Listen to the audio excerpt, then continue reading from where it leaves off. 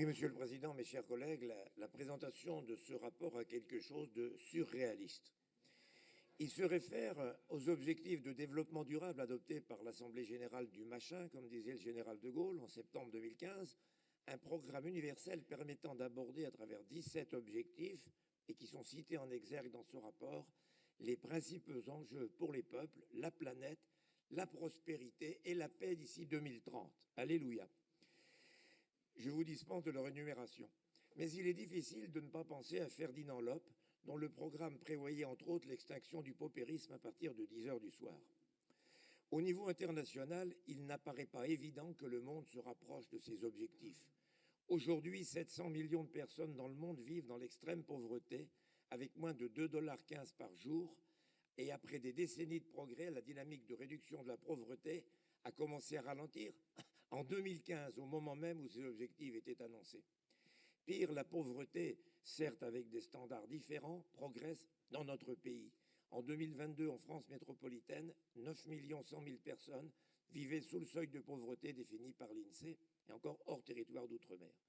En 2023, au niveau mondial, on dénombrait, selon l'UNICEF, 733 millions de personnes sous-alimentées, soit environ 152 millions de plus qu'en 2019, malgré les progrès considérables de l'agriculture, dont il serait criminel de vouloir réduire la productivité.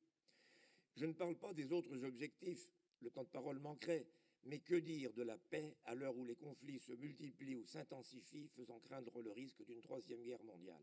Alors me direz-vous, raison de plus pour agir. Permettez-moi d'émettre quelques doutes sur la capacité de la région pour influer dans l'atteinte de ces objectifs. D'ailleurs, si le rapport parle d'une évaluation réalisée en 2023-2024, cela ne renvoie à aucun document de référence. Et puis, au-delà de l'efficacité, se pose la question de l'intérêt pour la région d'une telle politique, et même la question de la compétence, en dépit d'un cadre juridique qui nous est présenté comme sécurisé. Si les régions, et plus généralement les collectivités, ont une compétence en la matière, elle n'est pas opposable à la notion d'intérêt public local, condition de l'égalité en constant développement et dont la jurisprudence penche vers une remise en cause de la clause générale de compétence.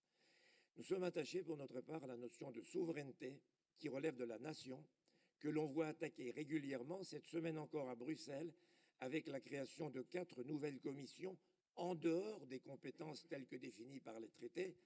Je les énumère: défense, santé, logement, et un bouclier démocratique, tenez-vous bien, pour contester les résultats électoraux qui dérangent dans les pays de l'Union, et ça pourra nous être appliqué ici en France. Nous considérons par conséquent que la coopération est étroitement liée avec la politique étrangère et la diplomatie. Comment peut fonctionner la coopération avec une région du Mali alors que le gouvernement putschiste a demandé à l'ambassadeur de France de quitter le pays? La coopération avec une province comme le Hunan en Chine, qui pèse 8 fois le PIB de notre région, ou bien avec le Tamil Nadu en Inde, qui possède un statut d'État fédéral, puisque notre région a signé avec cet État un Memorandum of Understanding, assimilable à un traité et qui relève du droit international, donc une région ne peut pas signer. Enfin, l'énumération de vos 5 ambitions déclinées en 15 mesures ne saurait recueillir notre soutien pour beaucoup. Je ne saurais toutes les énumérer, je prendrai quelques exemples, comme la mesure 6, le cadre d'appui aux projets européens et internationaux. Alors que c'est nous qui finançons l'Union européenne, je ne vois pas à quel titre nous devrions financer ces actions. Les mesures 8 et 9 visent à promouvoir une citoyenneté européenne qui n'existe pas dans les traités. La citoyenneté demeure associée à la nation. L'ambition 5 et toutes les mesures qui s'y rattachent, où il est question d'une région qui contribue à créer les conditions d'accueil dignes et inconditionnelles des personnes étrangères, méritent une attention particulière. Les conditions d'accueil sur le territoire national ne peuvent être décidées qu'au niveau de l'État, en aucun cas par les régions, et nous comprenons facilement ce qui se cache derrière le terme inconditionnel, et nous sommes inconditionnellement contre. Nous avons régulièrement voté contre toutes ces actions en CPR, comme l'adhésion à l'Association nationale des villes et territoires accueillants et autres dispositifs du même genre.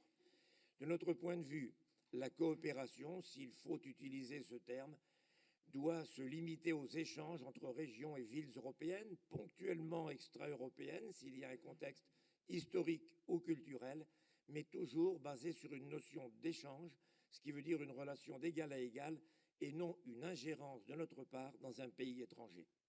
Bien sûr, en ce qui concerne la mesure 7, l'appui aux victimes des catastrophes au travers de l'aide humanitaire d'urgence, nous ne l'avons jamais refusé, tout en priorisant l'aide à nos compatriotes, comme c'est le cas aujourd'hui pour Mayotte. Je vous remercie.